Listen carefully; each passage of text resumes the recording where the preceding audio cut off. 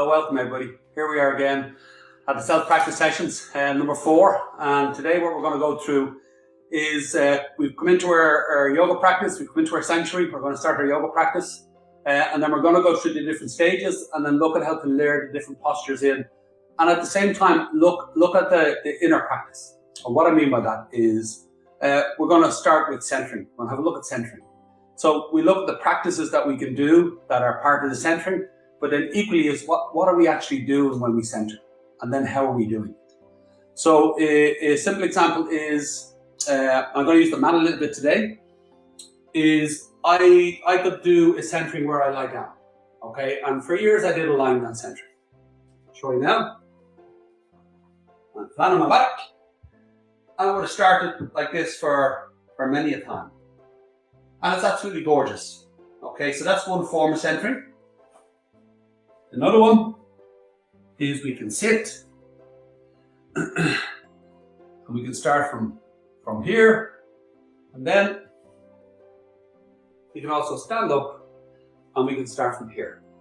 Okay, now for the last number of years, 5 or 6 years, this is where I start my centering. And this is where we start in the centering in all the system now, in all the postures. And then why? Why would we do that? So let's have a look at them. When we're lying flat on our backs, it's gorgeous from the point of view is we just get to lie down. And ultimately what we're doing is we're lying still. And in that, we get to find that point of connection between our body and on the floor. We feel that place of rest in our body a little bit. We connect into our bodies. It's part of letting go of where we came from. So the body's busy all day long, is we're letting go of all that. We come into the room, we lie down, we lie still, and we center ourselves. So that we come into the room, and then we come into our bodies. So we're ready to go. And it's wonderful. Part of the challenge with it though is that the body isn't active in it. It's quite a passive centering. So then we've got to get the body going once we get up, if that makes sense. Where when we sit, it's more active. So you're resting down through your sit bones, you're breathing through your body. It's more of an active engagement, but it's a bit more of a challenge to get that grounding connection when you're sitting. It doesn't let you rest, down as easy, if that makes sense, yeah? And then sitting is quite a passive way to do it. So now, why would you stand? Let's talk about why would you stand. Now, and I'm not saying one is better than the other, because sometimes you may want to just come in and actually lie down. Like your whole practice for that session is I just need to lie down. You need to rest, you need to let go. Literally, you don't get past the centering and you go straight centering to relaxation. Some days, that's exactly what you need to just give you that lift. So be mindful of that. Excuse me. Other days, if you're a bit tired, but yet you want to do a session, is lying down can sort of drop you into the relaxation. It can be difficult to get back up and start to engage in your practice. So you got to be mindful about, what are you looking for on a given day? So sometimes lying down will suit, sometimes just sitting. Sometimes you might just want to sit and breathe, and just bring in a nice gentle sway and just be in your breath and just come into the ease of yourself. And that may be your practice on another day. So you got to be mindful that depending on what you're looking for, is you can start at a different point. But they're all centering, it's just what way you're going to engage with it. Now, why would you do standing? Is the reason why you would do standing is it's more active. Okay, so I'm not going to take you through the whole thing. Remember, these sessions are about talking through the practice and explaining why we're doing what we're doing. Is I reference different courses that we do and let you go off and check the practice in the process of taking you through the practice and doing it. Now we're discussing self-practice and we're looking at the pros and cons of stuff and the way to work things out. So you understand what you're doing and why you're doing it and when you're doing it. Okay, so think about the centering is you want to center yourself. You want to come into your body and you want to feel your body connected to the floor so that you're coming into your body, you're grounding yourself, and again, you're bringing yourself into the room and you're letting go of everything else. So now when you feet are about 4 to 6 inches apart, and your knees are ever so slightly soft, that gives you that grounding. Now, when you begin to sway around the four corners of your feet, that begins to activate your center of gravity. And that's the difference between the lying down, the sitting, and then the standing. In the standing is you begin to get into the center of gravity of your body. So your center is not passive, it's active. So that when you connect your feet and connect into your body and connect into the floor, and you start to sway around the four corners of your feet, now you're coming into your active center. So that you feel the tone in your muscles, and then you feel the release. And in that, you're neutralizing the muscle. You're letting the muscle come back to its natural integrity, where it tones and releases spontaneously. And it's a really nice way to just come into your body and then feel the tone and release and the spontaneity of your body. So you're not just centering yourself, you're centering yourself in your center of gravity. So that when you begin to actually do the physical practice more, you're actually ready to go. So by the time you're finished this centering is when you start to move into the limbering. In fact, you're already in the limbering of it, but in a very gentle and calm way, is you're coming back to that neutral space. And it's very, very soothing. You do this for 2 or 3 minutes, and you just feel yourself feel the natural tone, and you also feel the tension just start to release out of your body. And then ultimately, as you center, you want to bring your center with you all the way through the rest of your practice.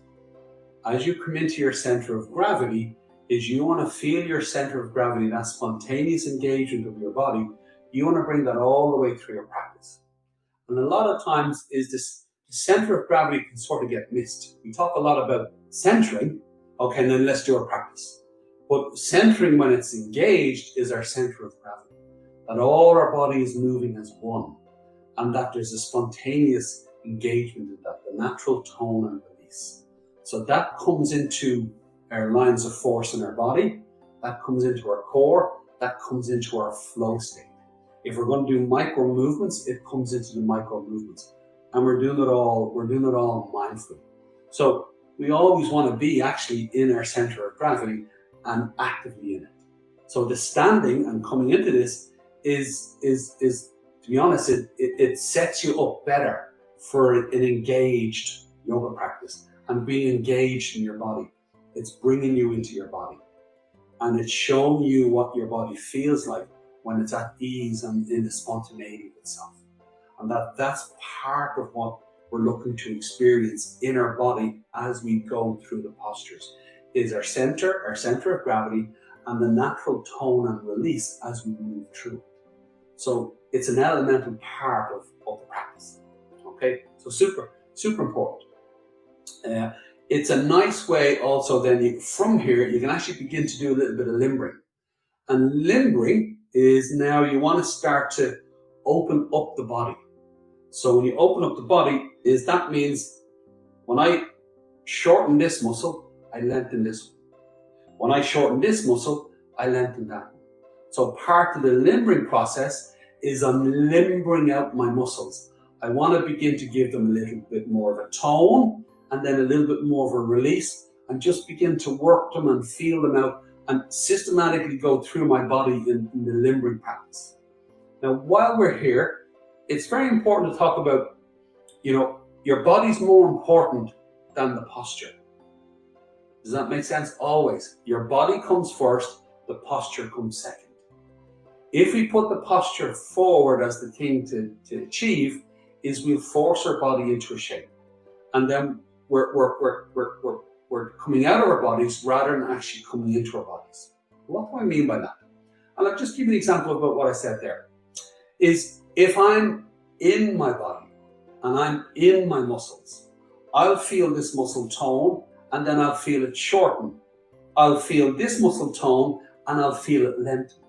So I'll feel tone and then I'll shorten this one, so the tone gets stronger, and I'll lengthen this one, so I'm actively lengthening the muscle, okay? And I'm in the experience of that. And the whole body works on those levers.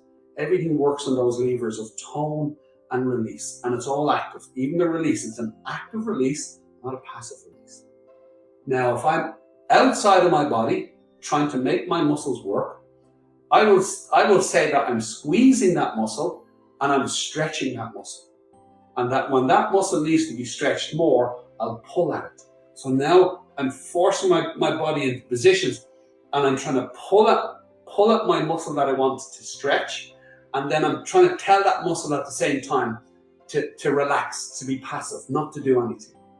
And when we're outside our bodies, that feels like a stretch and we pull at it. When we're in our bodies, it's an active release. There's tone and we're consciously releasing it. It's a very different experience. Where this muscle here, we're toning and shortening, but we always stay in tone. If we go too far into it, we squeeze until we brace. So the body's bracing, that's the body telling you it's too much. It's too much. You see anybody brace, you know that it physically is too much. So when your own body's bracing, it's telling you it's too much. So we want to avoid the body bracing, and we're not telling the body to be passive. When we're not attacking the body, we're coming into the body. So now you see that when we're swaying around their center of gravity, and we feel that lovely tone and then the release. So when I shift over to my right leg, there's a greater tone. It releases a bit of the tone on my left leg. Now I'm bringing the weight more onto my left leg, so more tone and more release. So now I'm swaying around and I'm feeling the natural tone and release. And that's the way the muscles work. And in my center of gravity, I'm actually moving in that natural balance. Okay, very important. So that when we start doing limbering, again, I'm giving the muscles a little tone, and then I'm giving them a release. Then a tone. Now I'm going to work my arms. I'm going a little bit more into my shoulders, my upper back. Now if I draw my breastbone down, I start to work my core more and lengthen the back of the neck. I work my neck. I'm giving everything a nice tone, and then I release it. That's all I'm doing. Is I'm not looking to build strength. I just feel them and then actively release them. And then I'm going to give myself a little twist. I'm going to feel them. I'm going to release them. Now look at the way I'm moving, just as an example. Look at the pace I'm moving. I'm giving my body time to actually feel the effort and release into it. Now, this is starting my session, so I'll bend my knees a little bit so I feel the ground and I allow myself to feel the limits of my tone without pushing on the tightness of the muscles. So we're looking to move into the body and feel those tight areas and touch off them and then gently move away from them. That's part of the limbering session. So the tight areas in your body is you want to just go move into them a little bit, touch off them, and then move away from them. And the areas that maybe need a little bit of a tone is we want to feel the tone more, we want to bring a bit more tone in, and again, then we want to release off. There's no point in going so far that the body's struggling in itself, because that defeats the purpose of limbering ourselves out. So we're just coming in and activating all the muscles in the limber.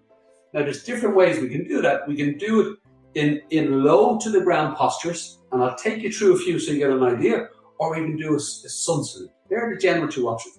Sun salute is much more dynamic, where down to the ground, you can be a little bit more, it's less effort, there's less weight there.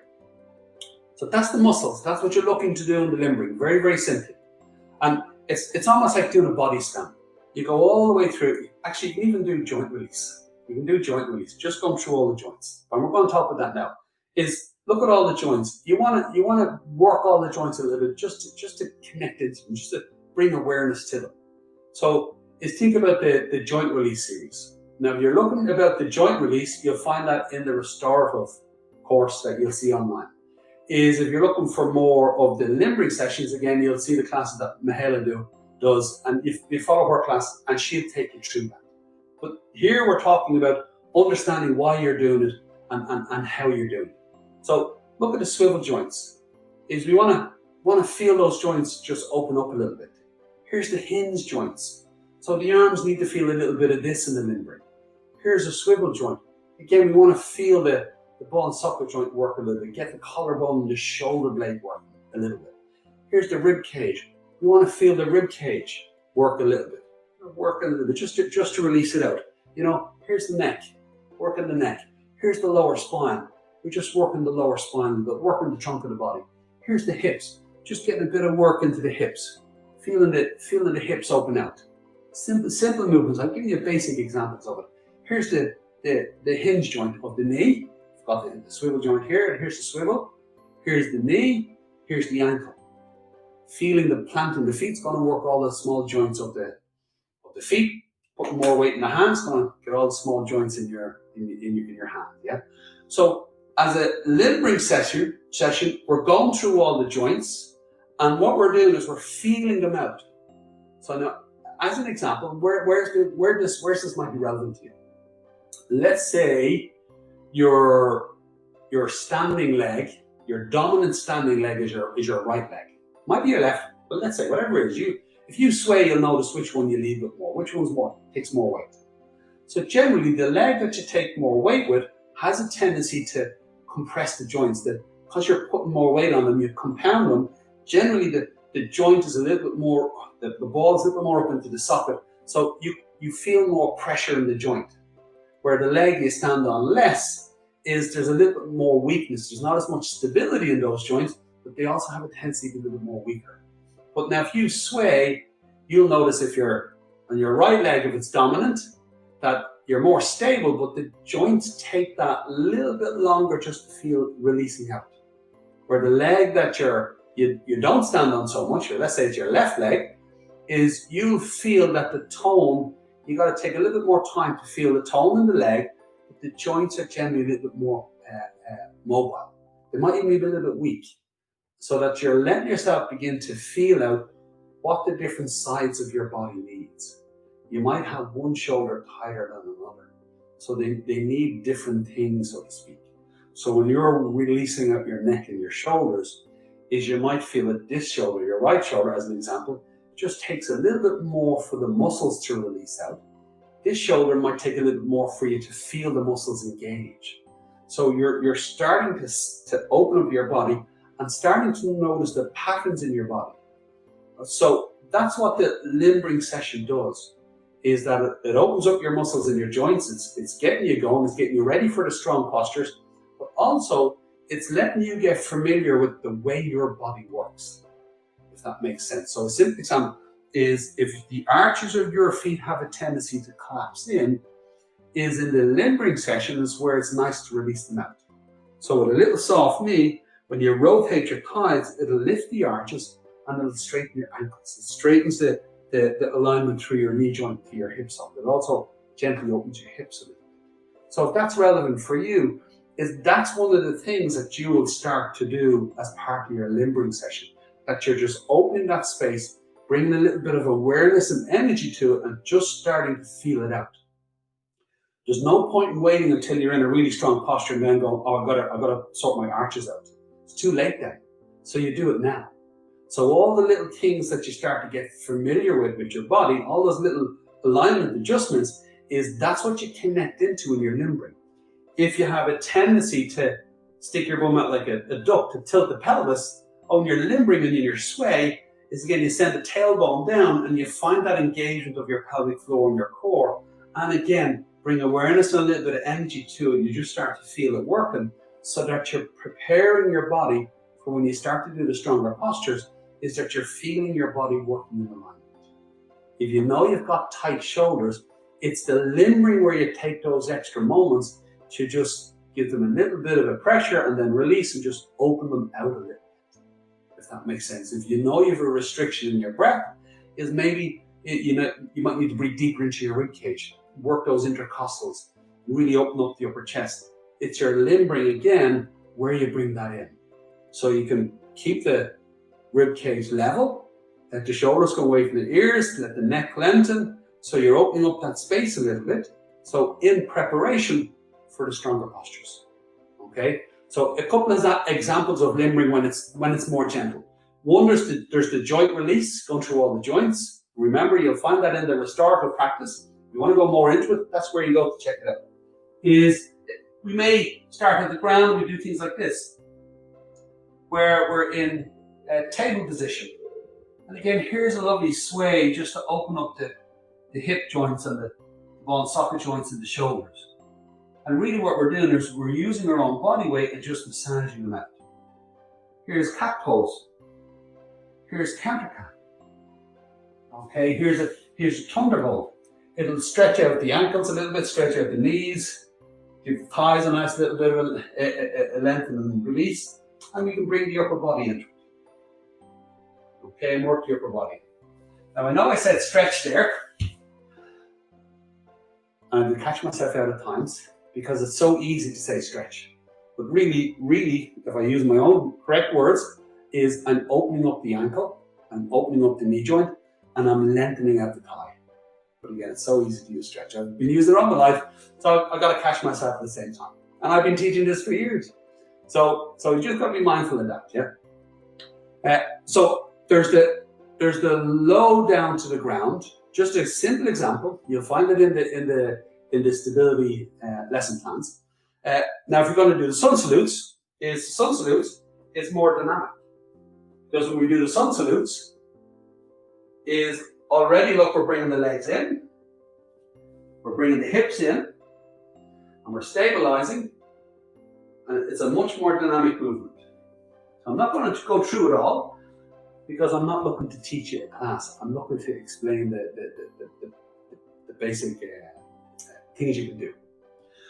So, in your centering, you can lie down if you want something a bit more relaxing. You know, you can sit so you can relax but not drop too much.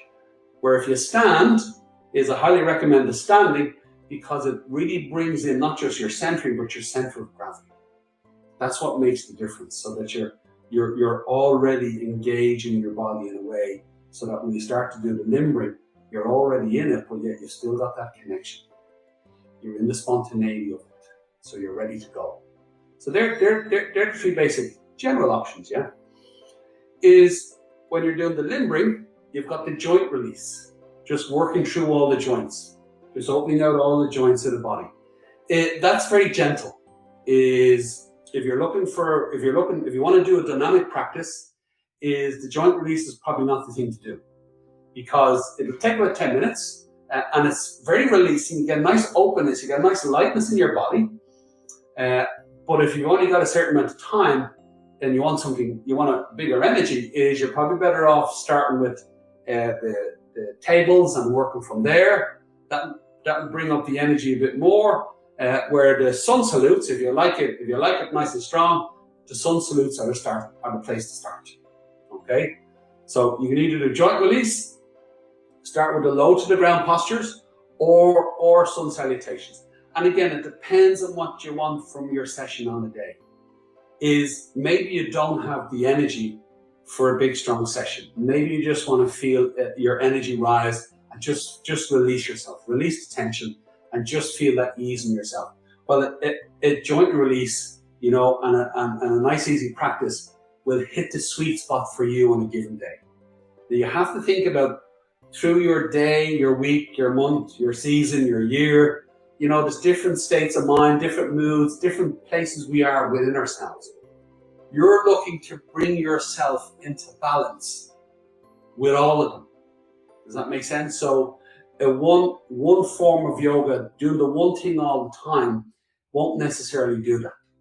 And what I mean by that is that if you're low on energy, is forcing yourself to do a big, strong practice can be just more tiring. If you're full of beans and then you're trying to do it in mid-range, you're not going to fully feel the fullness of it. So now think about it. Sometimes limbering is going to hit the spot for you. Other times you want to do low to the ground. You want to come a bit more systematic into your body. When you're low to the ground, if you're working on a particular area of your body, you can get more into it. You can feel it a little bit more. I'll give you an example. Let's say you have tight hamstrings, and in your limbering, you want to start to release out the hamstrings a little bit more, but yet you don't want to be doing it in a dynamic way because you really want to feel it out. So, I'm in a table position here, and then again I come onto the ball of my foot, active arch, active heel, and then what I can do, I can just start to draw the heel back, lean slightly back, and I can start to feel the calf start to lengthen. And I'm just getting used to lengthening the calf. And I'm not weight bearing on it, but it allows me to feel it lengthen out. It lets me push through the knee joint and really firm the thigh. So it lets me really feel that control of lengthening out the calf. So if there's a specific muscle group or muscle that you want to get more into, is maybe a low to the ground practice lets you into that more mindfully. Where when you're doing sun salutes, it's more dynamic. There's so much more going on in the body. Is your calf will lengthen, but if it's tight, it might brace. So you go, okay, I need to sort of break it down, slow it down, but I need to figure that out. So you can mix and match depending on what you're working on in your body. Another one, as an example, you could be doing downward dog in the sun salutation, super duper. But if you've got tight neck and shoulders, and you want to actually release them out a little bit, is again maybe you come down here, you're in table position, and without being too fluid in the dynamicness of the sun salute, is you just come up and you let your weight come onto your open shoulders, and you gently rock with your weight on your open shoulders, and you just feel the shoulder blades connect. You feel the lines of force in your arm. You just feel the weight a little bit, and you just release the neck, and you just come into that active back. And letting the shoulders come away from the ears. And again, that facilitates you limbering out and really coming in and opening up your shoulders more in preparation. So think about it as you develop your practice. Is you might just go straight into the sun salutes, but after a while, if you realize that, oh, my back of my legs, my hamstrings are struggling there, or my core is struggling, or my shoulders are struggling, well then you've got to introduce a little bit of something else in your limbering that you can focus on that. I'm going to give you another example. In downward dog, or not downward dog, table. Let's say my core muscles they're a bit passive.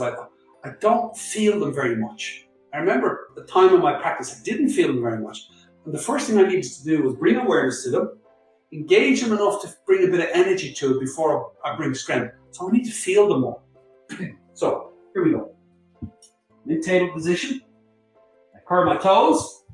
I take my knees off the floor, take them up a little bit, keep the shoulders away from the ears.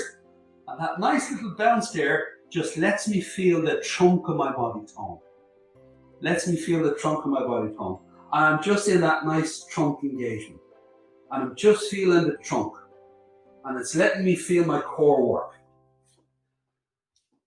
Maybe that's one of the things that you need to develop in your practice. And part of your limbering is just bringing in that awareness, bringing in that engagement and getting into it. Okay, so you can see that after a little bit of playing around with your self-practice, you can really begin to refine it to facilitate what your body needs or what you need on a day. So there's maybe what your body needs on a day, or maybe it's what your head needs on a day, or your energy needs on a day, is you can begin to adapt and adjust. So over time, you might find that you have like 3 or 4 different types of practice. Depending on where you are, this is the way I practice today. Depending on where I am, this is the music I play today. If that makes sense. So you can start to modify your practice so that no matter where you are in yourself, is that you can come into your sanctuary, you come into your self-practice, and you have a way to facilitate yourself. And always readdressing back to your center.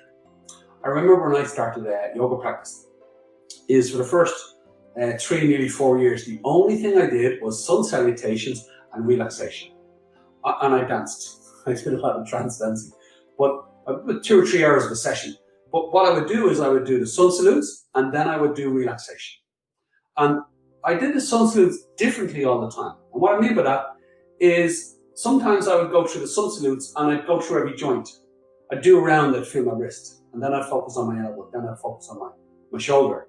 And I would systematically just scan my body. Other times I would do the sun salutes and my mind would be busy. So I would come in and I wouldn't think too much about what I was doing in the sun salutes. I would just move through them and let myself think. And I'm giving my mind the space to think what it needs to think so that my thoughts can untie their knots, so that I can come back into my mental center and I get a bit of insight. I could be doing 20 sun salutes while I'm doing it. So that's another type of session that I would do. Other times I would come in and my energy would be a bit low.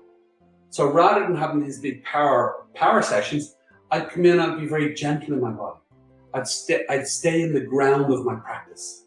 So I'd go through the sun salutes, but I'd be consciously rooting myself all the time and just coming into the breathing of my body. So I'd breathe gently through the sun salutes. So depending on what was going on, is everything gradually got brought into the sun salutes. All of my body, all of the feelings and emotions that were going on in my life, all the thoughts and states of mind in my life, then all the situations. So all the rooms I lived in, the stuff that was going on with the people and the situations, I ended up bringing everything in and putting them all through the sun salutes. So the sun salute and then relaxation became like grand central. Because everything got put through the one space. And I would ground myself. So if I was in my mind, I'd ground myself and move. I'd feel what I'm feeling and move. I'd be in my body, I'd center myself. And then I would limber out. So the first 3 or 4 sun salutes are very, very gentle.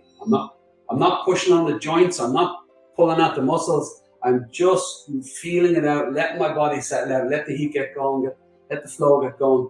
And then I would incrementally build the energy and build the tone and the flow of it.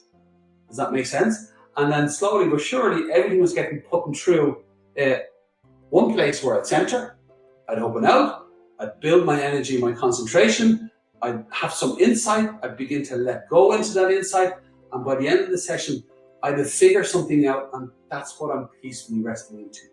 At the same time, I'm also resting into my body, into my energetic body, into my mental body, into my consciousness itself, and some absolute wonderful piece of insight is resting into me at the same time. I really embody the thing that I got that day. Very, very powerful. So now, this is what we're setting up for you. You're setting it up in your practice. So think about your centrings, what's going to work for you, and then check out the different videos that will facilitate that. The limberings is what are the different type of limberings that will suit you as you go along.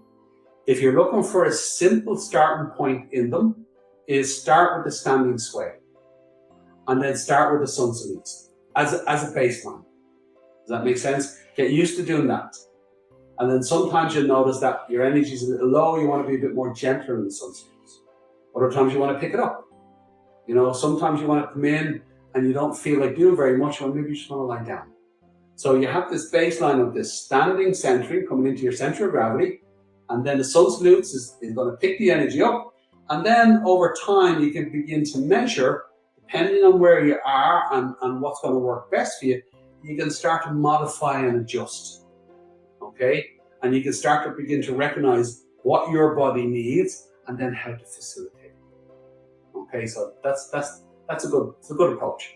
Okay, so now one of the things that we also want to do in the limbering, but when we're in the limbering and we're coming to the end of the limbering and we're beginning to move into the warming and strengthening, we're beginning to activate our strength, is we're going to come into our lines of force. So what does that mean? Is through my hand, from the outside in, through the palm of my hand, when the palm of my hand is meeting the ground, I can resist in, I press in, and as I do, if I've got my alignment right in my joints, my muscles will engage, so that when I press into my hand, my line of force comes all the way into my core. So when I press my hand in, my core tightens. And that's how I know my line of force is activated. And if I disengage my line of force, if I come out of my alignment, is I stop engaging my core, and now I'm starting to brace around my neck and my shoulders. So if I press my hand in with my shoulder roll, I'm just squeezing more tightness into my neck and shoulders rather than having a clear line of force to my core. It's a very simple way to describe a line of force. So you got your two arms, the same with your legs. When you have your feet and your line of force all the way through your legs, to your pelvic floor, through your spine to your core, So when I press my foot into the floor, I feel my core tone. And that as I sway around my center of gravity, is that I'm actually swaying all the way through the tone of my body. So as I sway here, when I activate my hands again are coming to my core. So the more I engage my arms and legs, even in the sway, I'm actually beginning to activate my core. And in that, I've got a fifth line of force, which is my spine. I'm rooting down and I'm lifting up, and I'm getting the openness, the elongation of my spine. I get to a point where I'm yielding in my body. I'm coming to a point where all my joints are open to their fullness and the muscles are in their natural engagement. I'm in the natural integrity of my body. All my 5 lines of force are working together. That's what you're looking for. Physically, in all the postures, that's what you're looking for. In your body, that's what you're looking for. It's going to give you that tone that feels beautiful, but you're also going to be able to relax into it. That is beautiful. It brings in a beautiful radiance. It feels right. You're moving in that natural integrity of your body, and you're coming into its real power. Now, what do I mean by that? The difference between strength and power is I can flex and work this muscle on its own in isolation. So I can work muscles in isolation, and I can build strength in my muscles in isolation. But if I want to feel real power in my body, it's when all of my muscles are working together. All of my muscles are working together so that I feel the real power in my body. And there's an expression, the whole is greater than the sum of its parts. I can have a strong muscle here, I can have a strong muscle here, so all my muscles can be strong. So that's all the parts, and they can be all very strong. But when I put them together, the whole is greater than the sum of the parts. So now it's getting used to activating the line of force in your arm and your leg, and then as you develop it, is getting it into your spine. That's what you're looking for. That's what everybody is truly looking for when they come to yoga, whether they realize it or not, because that's the ultimate engagement of the body, the embodiment of it at a physical level, coming into your alignment. Now, why is that the truth? Why is it like that? Think about a force that engages all of this planet. It's gravity. Gravity draws us down towards the earth. But at the same time, there's a natural rebound effect that comes up. It's more subtle. And that's the atmosphere of the earth. And look at the atmosphere of the earth. That's what it is. So a tree has to grow roots down before it can grow up. A bird has to push down for it to lift off. So there's that force of gravity that when we root down through our body into the floor, there's a natural rebound that gives us a lift up. So we rest down through the alignment of our bones. As we resist with the muscles, it gives us a lift back up through. So the arches of my feet engage. My muscles of my legs engage. My pelvic floor engages. My trunk engages. My intercostals and my upper back engage. My shoulders engage. My arms, my neck, everything engages to create that root and rise. So I've got the stability, rooting down, the stability.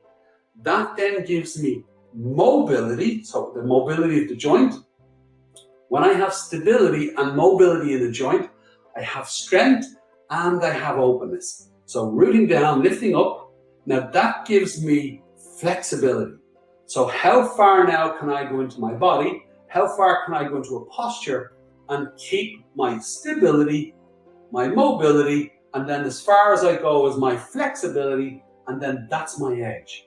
And I'm working the edge of my body, I'm working the edge of my alignment, I'm working the edge of the posture, and that's the challenge. If I go over the edge, I'm going to start to brace. I'm going to start to collapse. I'm going to start to lose my mobility, and then I start to compress the joints. So I need to pull back to my edge that allows me to open up and find my stability, and that's where my power is. And I'm moving through the lines of force all the way to my core.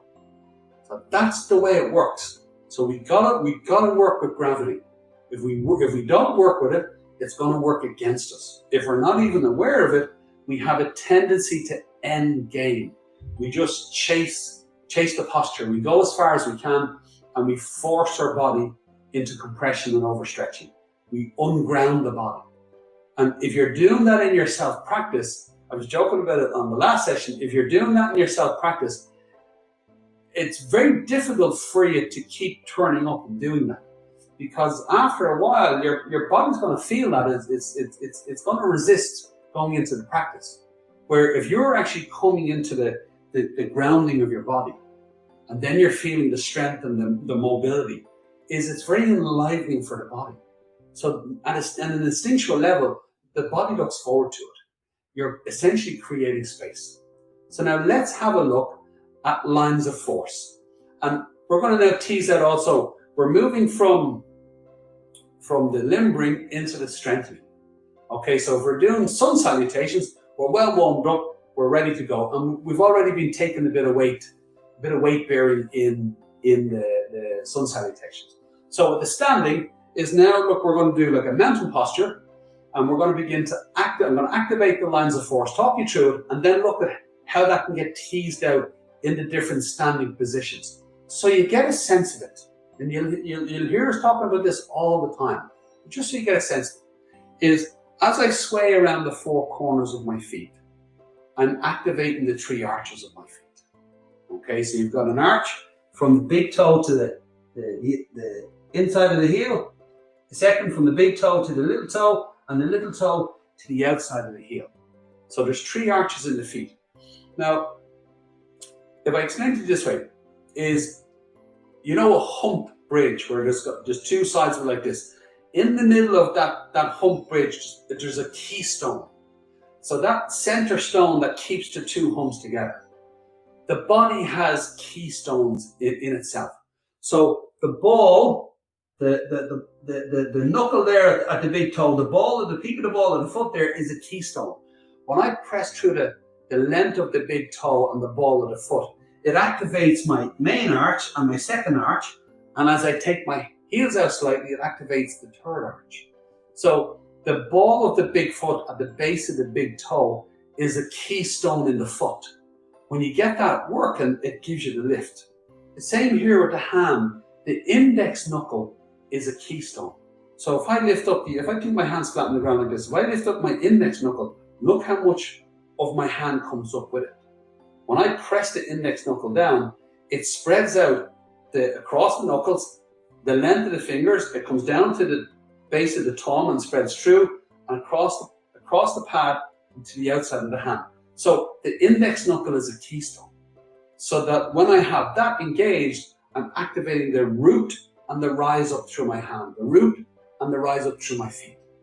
So now another keystone is that when I activate through the legs, I want my ankle to be stable.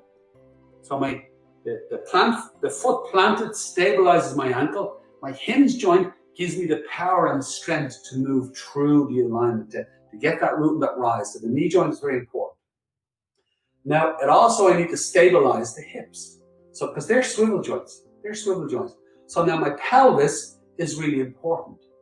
If I have a tendency to lean on my heels, I'll have a tendency to tighten the calf, tighten the hamstring. That's going to make it tighten the ball and socket joint so my bum sticks out. So it makes it tight in the back, and I lose my pelvic floor and my core a little bit. So when I come onto the four corners of my feet, to stabilize the pelvis, I generally need to send the tailbone. Think about the pelvis, the tailbone comes down a little bit. So think about the tailbone like a keystone. So here's the feet, up through the legs, into the pelvis, and then at the back of the pelvis is you got the spine coming down, and then you got this little tail. So when you send the tailbone slightly down, that's the keystone. When you send that tailbone slightly down, it draws your pelvic floor up. Stabilize the pelvis, your pelvic floor draws up, your abdominal wall tones. And again, it's that activating your line of force. So by getting the balls of the feet planted and swaying around the four corners of your feet, stabilizing the ankle, coming through the knee joint into the ball and socket, tailbone ever so slightly down if you need to bring the pelvis neutral. You're actively holding the pelvis neutral. How do you know? You'll feel your pelvic floor draw up, your abdominal wall draw in. Now, in every standing posture, that's the truth. That's the way it works. So even if I'm standing like this, that's the way it is. If I put my feet out here, that's the way it is. Now I'm in triangle, it's still the truth. Can I feel the keystone of my pelvic floor? Can I feel the keystone of my feet? Can I feel the resistance come up through my legs, opening up my hip sockets? If I go to warrior two, same. If I go to extreme sideways stretch, it's the same. Any of the standing postures where you stand out like this, you're looking for the same engagement. Now the challenge for some people will be your feet. One is the awareness of your feet. Two is the strength of your feet, and being able to hold that. Remember, when you're centered, you want to bring it with you all the way through. So can you stay centered when your feet are here? If you step out here, again, turn the toes in 15 degrees. If you do a little shimmy like this, you'll actually feel the four corners of your feet engage. You'll actually feel the arches lift up. You'll feel the natural tone in your legs engage.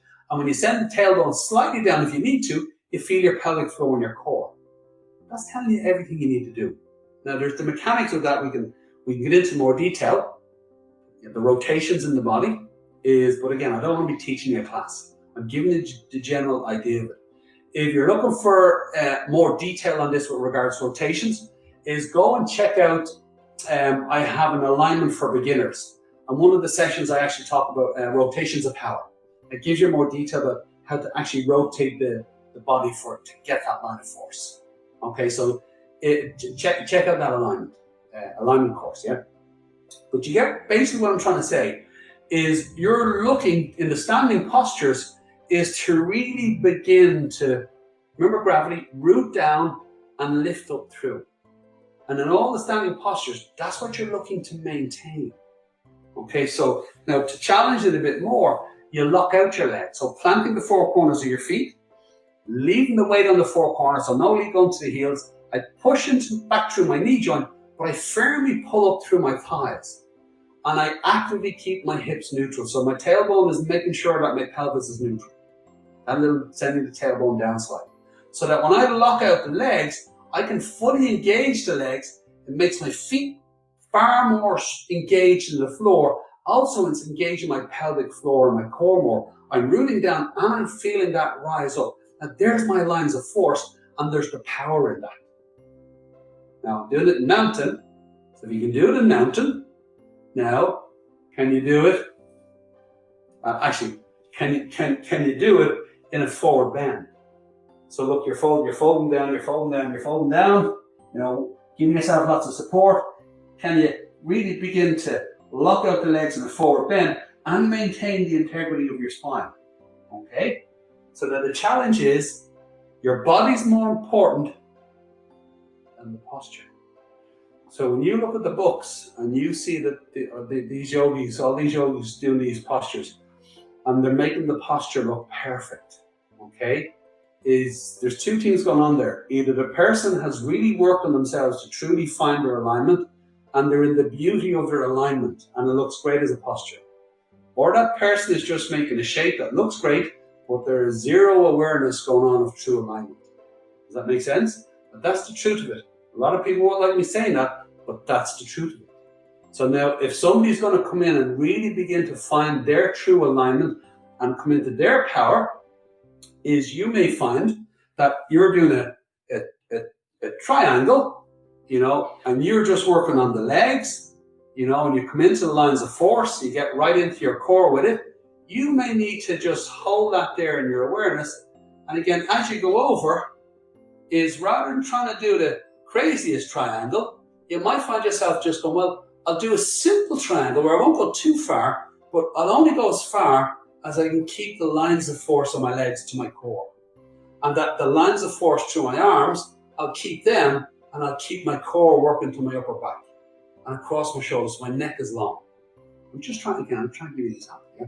So what I'm trying to basically say to you is that rather than endgaming, rather than trying to make it look like you can do the most advanced form of the posture, there is yoga there's advanced postures, and then there's advanced practice. So advanced practice is when you're moving into your body, okay? And then you're following your true alignment, and you're layering in all the qualities that you need to layer in. So your ability to hold your lines of force and come right into the integrity of your core and your spine, that is an advanced practice. It's not that you have to spend years to figure it out. It's not that. It's just that's what you're focusing on.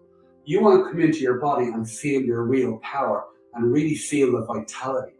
To do that, it's to move inwards. Is just chasing advanced postures without actually doing the integral work. It's not even advanced postures. It's just crazy shapes. So making crazy shapes, is it really yoga? It's just making crazy shapes.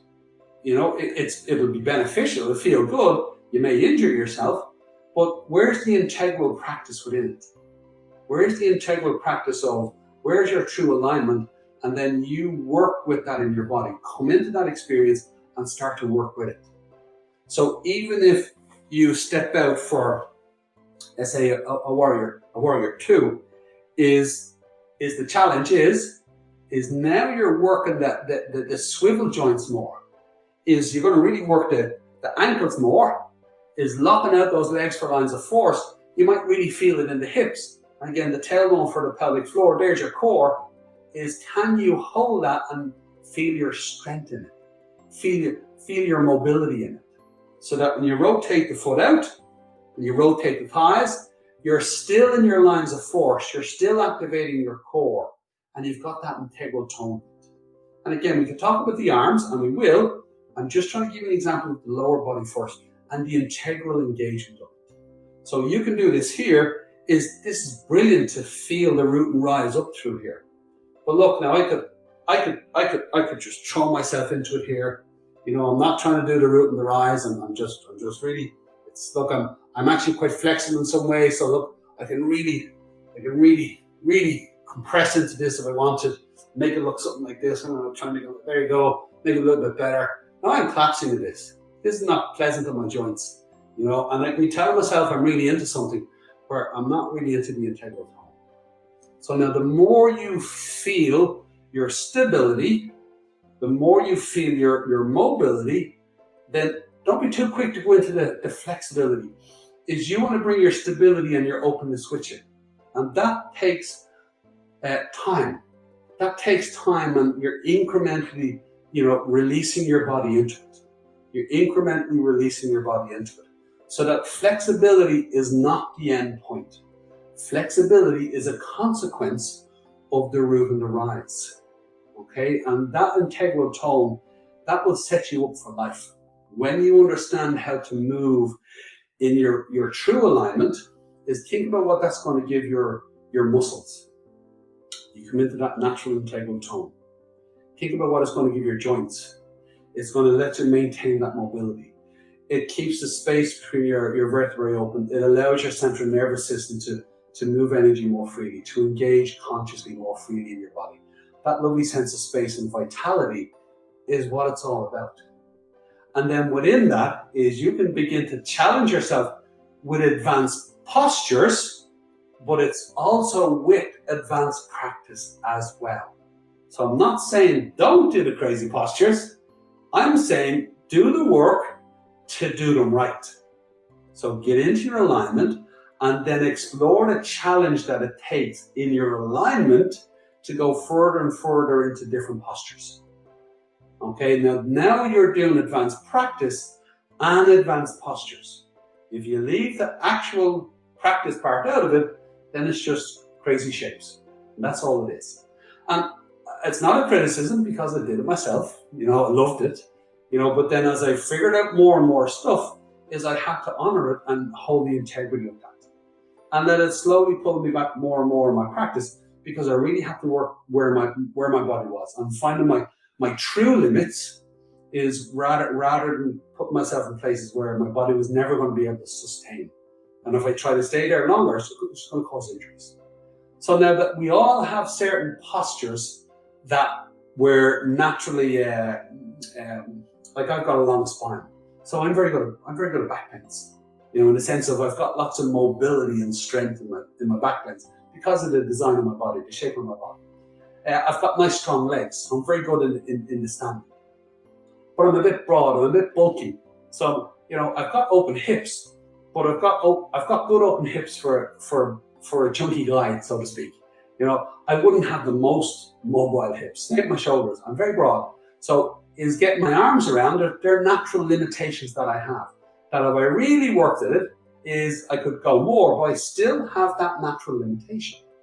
Does that make sense? So we all have those limitations within our body where some parts of your body let you go further. So you might have very flexible hips. So you find those hip openers are super for you. You might have very flexible spine where you get these lovely deep twists, if that makes sense. So depending on what your type of body you have, is you'll begin to notice is the ways you can move where you can continually honor your integrity. And bringing in your lines of force really means bringing in your power. So if you're not engaging in your lines of force, as an example, I could be in a warrior 2 here, okay? And my feet are on the ground. I can feel them, and I can feel them planted, and I'm engaged in my body, I can feel it. But when I start to push my feet into the ground, that's where my tone is, that's where my strength is. Now my muscles are working more, and I'm also opening my joints. So now that gives me more mobility. So as I go deeper into my body, my joints are open and my muscles are naturally engaged. So I'm coming deeper into my body with open joints and stronger muscles. So while this muscle is shortening, these muscles are lengthening. This muscle is lengthening, this muscle is shortening. And look, can I be in the free mobility of it? Do I have the space to stay mobile in it? So the more mobile I am, I'm coming into my center of gravity. And even though I'm in a static posture, I'm still in the subtle mobility of it. I can still feel my center of gravity. So there's an ease in it. And even though my muscles are getting stronger, I'm actually softening into them more and more. So I'm bringing my center with me. I'm bringing my center of gravity with me. And I've also activated my lines of force. That's super. Feel it more and more in my core, if that makes sense. Okay, so there's an ease to my strength, which is my power. I'm softening into my strength. And that's where the power comes in. It's the ability to be in the tone and also in the release of it. So, and that's where the energy rises.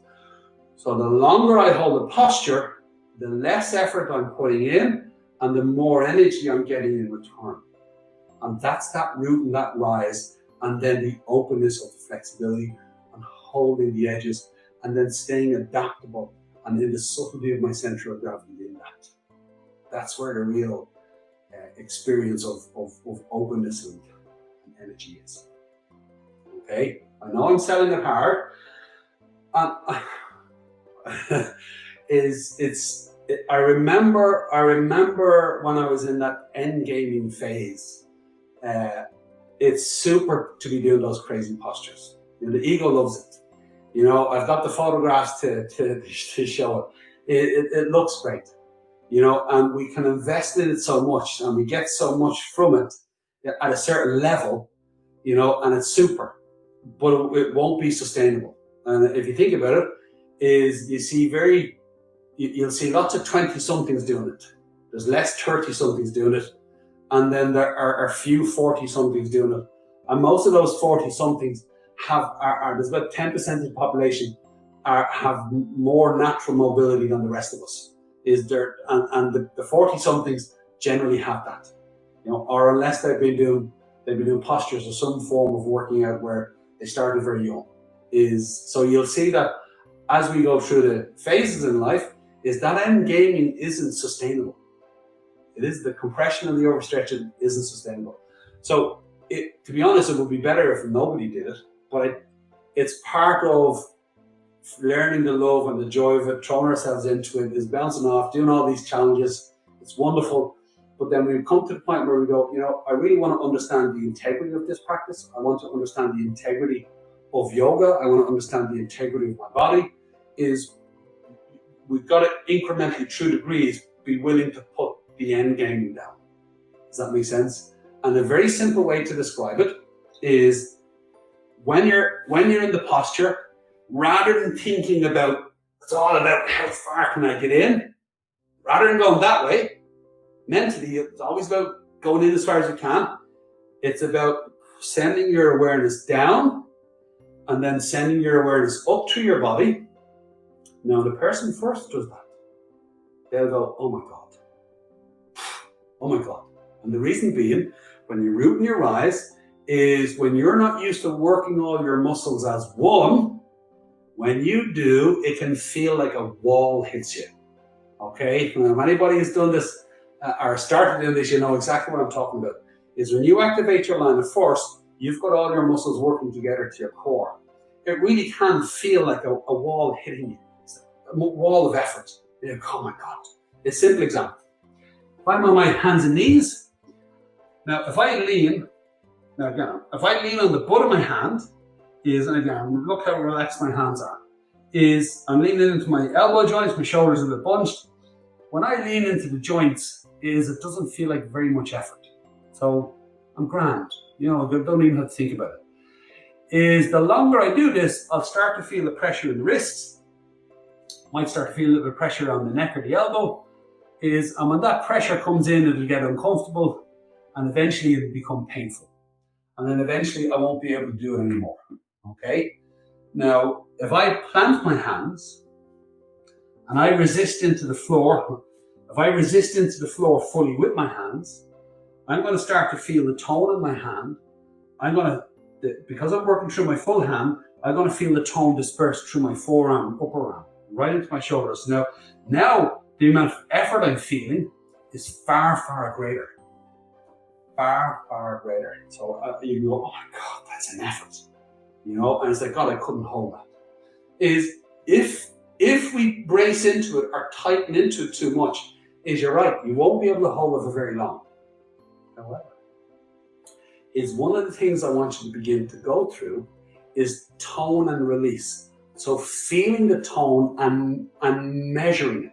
What do I mean by that? Okay, let's say, and again, you don't need to be doing this. I'm talking you through it. There's other. If you do the alignment course, I'll talk you through this in more detail. So I'm just generally talking about it today.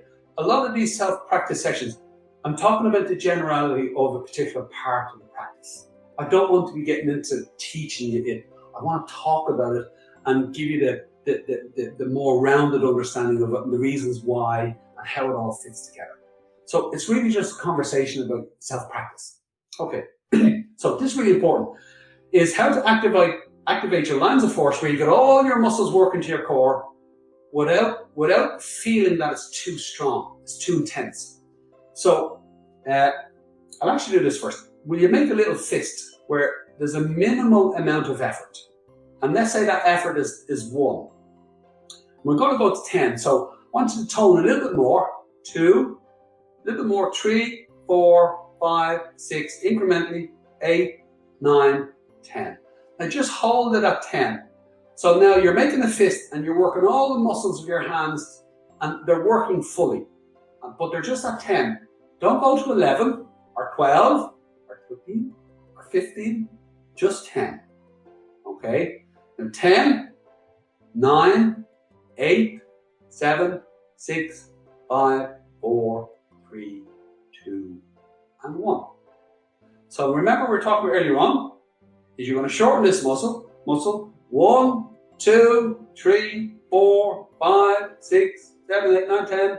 At the same time, I'm actually lengthening this muscle. 1, 2, 3, 4, 5, 6, 7, 8, 9, 10. And now on the reverse, I'm lengthening this muscle out 1 to 10, and I'm shortening this muscle 1 to 10. So now think about this is, if I stand out like this, 3.5 feet apart or so, okay? And I just stand, and what I do is I plant my feet, 4 corners, I pull up through my thighs, I push through the knee joint, pull up through my thighs, keep my pelvis neutral. I'm activating my line of force. So now I'm doing this to about 4 at the moment. There's 5, there's 6, there's 7, there's 8, there's 9, there's 10. So super strong, super strong. I can feel my core tightening simply by how I work my feet and my legs, my hips, okay? But do I need to do 10 to do this? No, 4 is enough. Now if I lift and rotate the ball of the foot out, and I'm going to do triangle, now I'm up about 5 here, maybe about 5 here too. So as I go over, here's 6, here's 7. So I'm shortening this muscle to 7. I'm lengthening this muscle maybe to 7 or 8, because if this is tight, this is going to feel it more. So now what's the limit that I can feel the tone in my legs and the control of it? And if you're going too far, if you're going to 10, 11, 12, 13, 14, 15, you're going too far, ease back until you can control the tone. That you can control the root and rise with a tone that you're actually in control of. So now think about this. You're now beginning to control your body. Don't make it about the posture. Oh, I'm only going halfway into triangle. Oh, I'm only doing half a cobra. I'm doing a baby cobra. It doesn't matter. As long as you can control the tone and the root and the rise, is you're building true lines of force and power in your body. And if it takes a little bit of time till you get used to that, well, that's the practice. That's what you're doing. So that by the time you can come into a full cobra back bend, is you're coming into the power of it. You're truly finding your alignment, and it feels amazing. You can breathe into it, and you're really feeling your real strength in your body. As opposed to throwing yourself up into it, locking out those arms, bunching out those shoulders, is now you're just making a shape. Now you're just making a shape. You're not actually maintaining the integrity of your body. It's a different thing. So now, as you begin to get into your lines of force, is beginning to feel a tone that you can engage and control the intensity. The simple trick is, don't let the intensity beat you. As simple as it is, don't let the intensity beat you. So if you're in a position, where you might not have very strong thighs, and again you can feel that the thighs are like, oh my God, they're up on mine, they're down, I'm going to lose it. Oh, I'll bring it back to 7. That's how it goes there. I can still feel it, I'm still working it, but I'm not letting the intensity beat me. I can hold that tone, and look, here's my tone and release. So I still have the ability to soften into that muscle. Now I'm softening into the tone of it, which is my power, my strength. Where if I brace into it, all I'm doing is pouring more effort. I'm putting more effort into it than I need to. Your ability to soften into the tone means you're only putting in as much effort as you need to. It's a very spontaneous effort. So there's 7. Maybe you feel a wave of energy move through you. There's 8. There's 9. Look at those micro movements. There's 9. Wow, there's 10. It's not 10, but I'm pretending it's 10. There's 10. So, okay, now you're really focused. You're really holding the edge. You're really challenging your alignment. If it becomes too much, okay, back to 8. All good. I still got the root and rise. I'm still working it. I'm still in control. And that you're using the posture to understand your body and to test and play with your body. So the postures are great. Everyone's, if you treat it like a game, everyone is there for the challenge of it. But it's the challenge of holding the integrity of your own body and your own experience, okay? As opposed to the challenge of, can I go as far into this as I can? When you look at the truth of both of them, and you put the truth of both of them on the scales, where this is your true integral engagement of your body, this is end gaming, is the true weight of them on the scales is this one is really valuable. This one, over time, the value of this doesn't hold the same value. Is in the immediacy of it, the end gaming can seem like it's far more valuable, and the integral effort, because it takes more time, is the value of it for the immediacy of the hit. I want my yoga hit.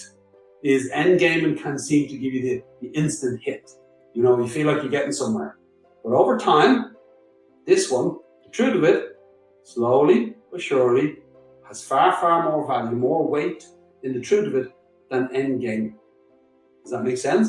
So think about it. If you truly want to understand it, is you'll let that scale sway to more towards the integral tone and engagement of your own body. Your body's far more important than the posture. It always is. Okay, and then in that, then there's the play and the challenge of it. So now think about the challenges here, and you can have a bit of fun. You can engage with your body rather than beating it up. Is you can have different challenges in yourself. And what I mean now is, now let's say we're going to work on you're feeling you've got a tight calf, a tight hamstring, and then your hips are fine.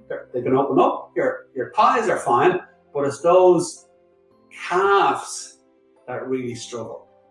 Okay, so now you're going on your everything else is good, but you start feeling the calf, the release of the calf.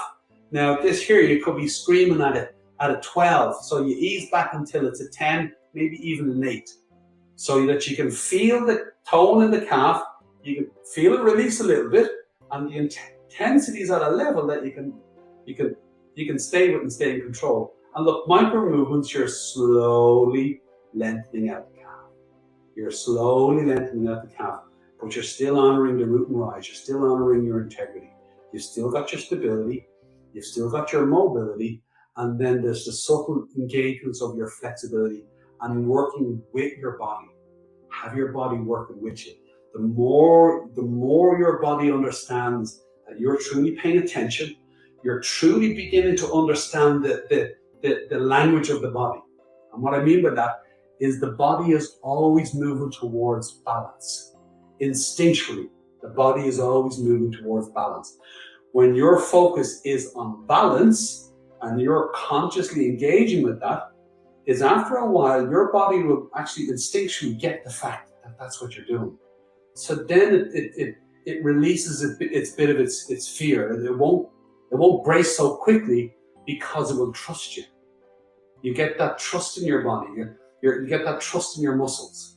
You can begin to trust your muscles, but also your muscles begin to trust you. And what I mean in that is that if we're always attacking the body at an instinctual level, is the body braces. It'd be no different than hitting an animal. Is if you hit the animal enough time, when you come close to it, the animal will think that you're going to hit it. It's waiting for it. So our own bodies at an instinctual level can be like that. Is if we're used to punishing our bodies, is the body's going to brace. So now, how can we take that fear out of our body? How can we take the willingness for the body to brace, take it out, is by engaging with the body in a way where the more we come into our ground, the more stable the body feels. Body opens up. The more tone and rise we feel, the joints and the muscles feel more space. There's more energy moving about. The body's more willing to engage with space. So that as we start moving into our body and feeling those challenges, is there is no brace. The body's actually in the tone and the openness. And then after a while, we can take ourselves out. We get out of the way. We get out of the way of our body, and we just allow the body to be in its natural vitality. Because the body understands balance. The only thing that was lagging behind is our awareness. So the more we become aware of it, is after a while, the body shows us where its integrity is. It's like when you're swaying in your center of gravity. Not once did I ask you to tone a muscle, but yet your body spontaneously toned and released itself. It understands its center. It understands its center of gravity. So the more you move in the postures, is the more you're just moving in your center of gravity. And your body's just showing you where it is. And it's beautiful. So you've got your lines of force. So that's the stability class. You've got your core engaged. So that's the core class. Now what's the difference? Is you start from the outside in. Everybody does. When you start to work like this, is you got to work on the outside in. So understanding your center of gravity, understanding how your body moves in alignment, the rotations and the engagement, is the levers of the muscles, the rotation of the joints, and then as you resist, is you get the rotations and the levers working together to create your line of force. So you're working from the inside out. Oh, yeah, outside in. That's the stability class. You're figuring all that out. That's going to bring you to your core, okay? And the more you get used to working from the core, Now, how can you do the same thing from the inside out, from your core out? So in our stability class, we take you on the journey from the outside in. On our core class, we take you from the core, the inside, all the way back out. Okay, and it's the difference between the stability is all about controlling the physical effort.